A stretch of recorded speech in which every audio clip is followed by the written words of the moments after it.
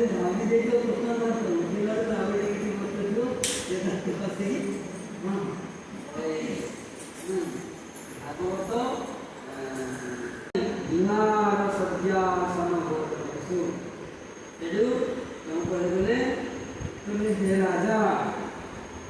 ଭଗବାନ ଅନ୍ୟ ଭକ୍ତମାନଙ୍କର ବହୁ କାର୍ଯ୍ୟ କରିଦେଇପାରନ୍ତି। ଭଗବାନ ସେ ଭକ୍ତମାନଙ୍କର ବହୁ କାର୍ଯ୍ୟ ସାଧନ କରିଦେଇପାରନ୍ତି, କିନ୍ତୁ ଭକ୍ତି ଏତେ ଶୀଘ୍ର କାହାକୁ ପ୍ରଦାନ କରନ୍ତି। ଅର୍ଜୁନ ଖାଉଥିଲା ତ ଗଲା ଗଲା କୋଉଠି ଗଲା ଯାଇକି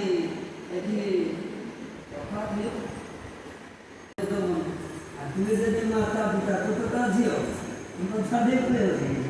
ସେ ସାଙ୍ଗ ନେଇଦେବେ ଏଠି କହିକି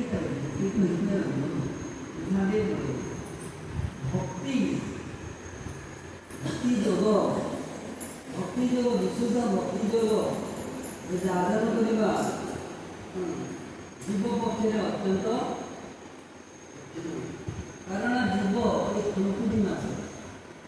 ଚୁନା ମାଛ ସେ ଡିଆଁ ମାରୁଛି ଯେଉଁ ଏଇଠି ଡିଆଁ ମାରୁଛି ଚୁନା ମାଛର ଜଳର ଗଭୀରତା କି ଜାଣ ଡିଆଁ ମାରୁଛି ଚୁନା ମାଛ ଜଳର ଗଭୀରତା କ'ଣ ଜାଣେ? ଭକ୍ତି ହେଉଛି ଗଭୀରତାର ସକାଳେ ବୋଧୁନି ଗୁରୁଦେବ କବେ ମୋର ସେଇ ଦିନ ହବ ଆଉ ସଂସାର ପୁକାର କାନେ ନ ବସିବ ଦେହରୁ ବୁଝିଲେ ଯାଏ ନାଇଁ କହିଲେ ସମାହାର ଏଇ ଯେଉଁ ବୋଝଟାକୁ ଆମେ ବହୁଛନ୍ତି ଯେଉଁ ଶରୀର କୃଷ୍ଣ ଚିନ୍ତନ କରେଇଲା ନାହିଁ ସେ ଶରୀର ଗୋଟେ ବୋଝ ସହିତ ସମାନ, ତାକୁ ଆମେ ଖାଲି ବହୁଛନ୍ତି ଦିନ ରାତି ବୋଝ